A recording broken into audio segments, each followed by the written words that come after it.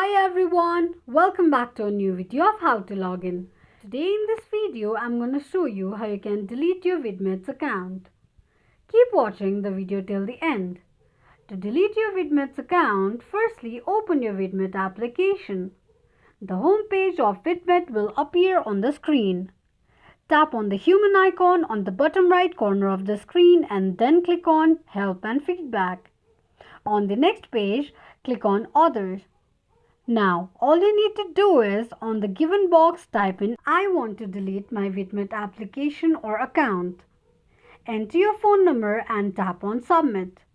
Your request will be sent and your Vidmate account will be deleted accordingly. This is how you can delete your Vidmate account quickly and easily just in few steps. If you have any thoughts or queries, let us know in the comment section.